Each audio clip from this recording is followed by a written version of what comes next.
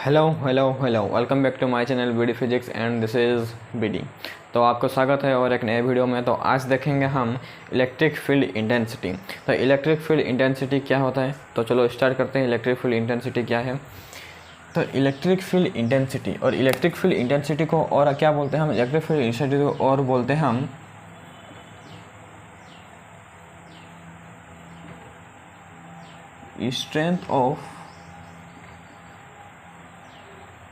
Strength of electric field. ठीक है, और क्या बोलते हैं हम? और बोलते हैं हम स्ट्रेंथ ऑफ इलेक्ट्रिक फील्ड। ठीक, क्या बोलते हैं? Strength of electric field. तो एक्चुअली में इलेक्ट्रिक फील्ड इंटेंसिटी है क्या? चलो देखते हैं। Electric field intensity at a point inside a electric field.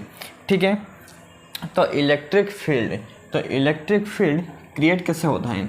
Electric field create होता है, ठीक है, चार्ज की वजह से। मान लो एक चार्ज है हमारा Q और इसके चारों तरफ एक इलेक्ट्रिक फील्ड होगा। इलेक्ट्रिक फील्ड होगा मतलब ये एक फील्ड क्रिएट करेगा चारों तरफ। ठीक है, कि इसके पास कोई आ ना सके या फिर वो अट्रैक्ट करेगा कि इसके पास कोई आ सके। ठीक है, ये हमारा क्या होता है? पॉजिटिव और नेगेटिव होता है। ठीक है, तो ये एक चारों तरफ एक इलेक्ट्रिक फील्ड क्रिएट करता है। एक एनवायरनमेंट के चारों तरफ एक फील्ड क्रिएट करता है। उस फील्ड क्रिएट करने की वजह से उसका एनवायरनमेंट थोड़ा सा चेंज होता है। ठीक है, तो ये चार्ज अपने तरफ एक फील्ड क्रिएट करेगा।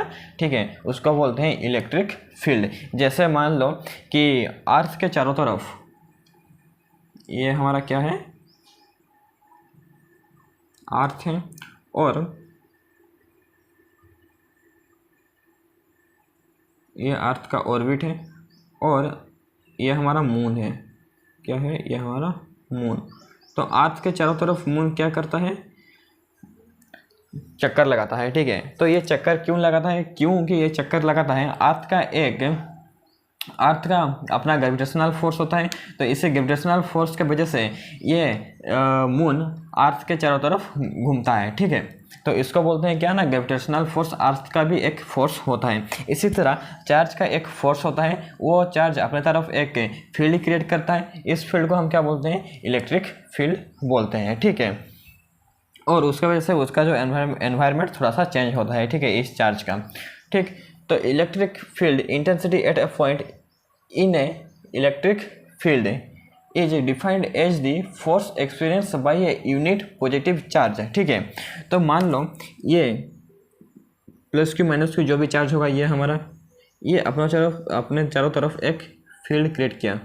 ठीक है, इनविजिबल फोर्स, हम भी इसको क्या कर सकते हैं? इनविजिबल फोर्स, एक इमेजिनरी फोर्स एक चार्ज क्रिएट करता है अपने चारों तरफ। ठीक है, क्रिएट किया और हम क्या करेंगे? आर डिस्टेंस पर हम एक क्या लेंगे? टेस्ट चार्ज लेंगे। कैसा टेस्ट चार्ज? और पॉजिटिव टेस्ट चार्ज लेंगे। इसको हम क्या बोलते हैं? Test charge. ठीक है, तो यूनिट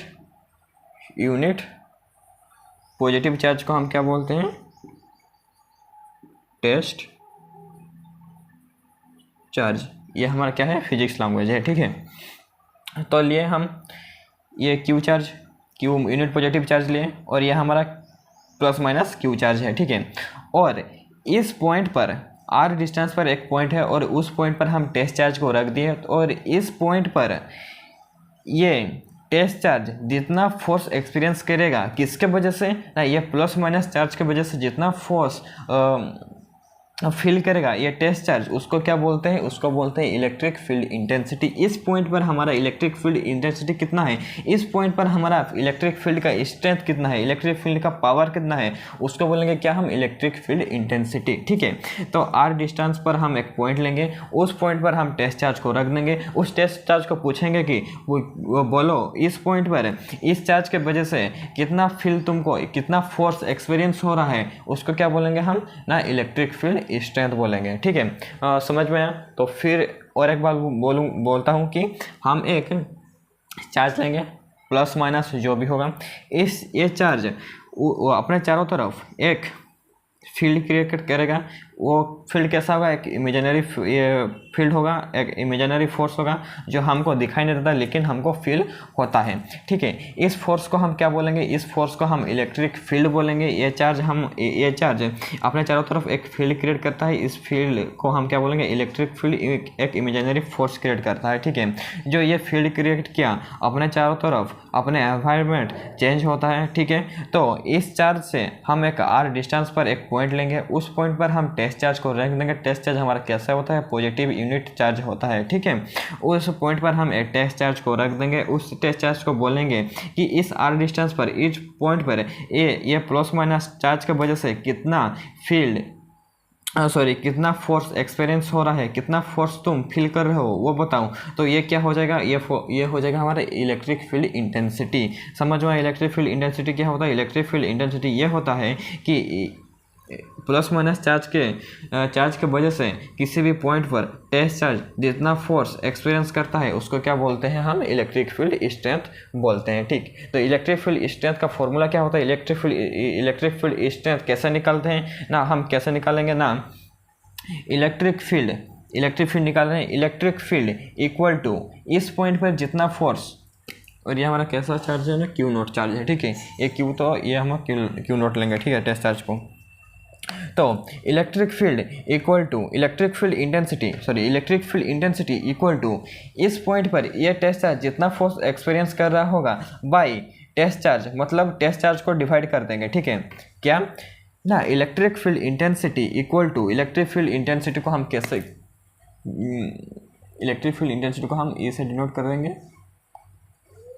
ठीक है, तो इलेक्ट्रिक फील्ड इंस्टेंस कैसे निकालते हैं ना? इलेक्ट्रिक फील्ड इंस्टेंस निकालते हैं तो इस चार्ज को रख देंगे। इस चार्ज के वजह से इस पॉइंट पर टेस्ट चार्ज को जितना फोर्स फील होगा बाई उस टेस्ट चार्ज को कर देंगे तो हमारा इलेक्ट्रिक फील्ड इंस्टेंस निकल के आ जाएगा। E equal to force by Q naught हमारा क्या है? टेस्ट चार्ज है। क्यू नॉट क्या है यार? Q naught equal to test charge. ठीक है, क्यू नॉट हमारा टेस्ट चार्ज है। ठीक है, इस पॉइंट पर टेस्ट चार्ज को जितना फोर्स फील होगा बाय टेस्ट चार्ज कर देंगे तो हमारा इलेक्ट्रिक फील्ड इंटेंसिटी निकल के आ जाएगा। इसको वेक्टर फॉर्म में कैसे निकालते हैं? E equal to force by Q naught, ऐसा निकालते हैं। ठीक है, और नोट करके क्या लिखा हुआ है? नोट करके लिखा हुआ है the direction of electric field intensity is in the same direction in which A unit positive charge will move when it is free inside the field. ठीक है, तो इस डायरेक्शन क्या हुआ? इलेक्ट्रिक फील्ड इंटेंसिटी का डायरेक्शन होगा, ये test charge जिस डायरेक्शन पर मूव करेगा, मान लो हमारा ये चार्ज पॉजिटिव है, ये मान लो पॉजिटिव है और टेस्ट चार्ज हमारा पॉजिटिव है, तो ये टेस्ट चार्ज रिपल होगा तो इस डायरेक्शन पर मूव करेगा। ठीक है, तो मान लो ये चार्ज हमारा नेगेटिव है, ये चार्ज हमारा नेगेटिव है, तो मान लो ये चार्ज हमारा नेगेटिव है, तो इस नेगेटिव के चार्ज की वजह से, और ये टेस्ट चार्ज हमारा पॉजिटिव है तो वो इस डायरेक्शन पर मूव करेगा, मतलब अट्रैक्ट होगा। ठीक है, तो ये इलेक्ट्रिक फील्ड इंटेंसिटी का डायरेक्शन किस पर डिपेंड करता है ना? इलेक्ट्रिक फील्ड इंटेंसिटी का डायरेक्शन किस पर डिपेंड करता है ना? इलेक्ट्रिक फील्ड इंटेंसिटी का डायरेक्शन ये सोर्स चार्ज पर डिपेंड करता है। ठीक है, इसको हम क्या बोलेंगे? इसको हम बोलेंगे सोर्स चार्ज। ठीक है, इसको हम क्या बोलेंगे? सोर्स चार्ज बोलेंगे। ठीक है, इलेक्ट्रिक फील्ड इंटेंसिटी का डायरेक्शन किस पर डिपेंड करता है ना? सोर्स चार्ज पर डिपेंड करता है। ठीक है, अगर ये टेस्ट चार्ज अट्रैक्ट हुआ तो इसका डायरेक्शन इधर तरफ होगा। ठीक है, लेफ्ट साइड में होगा।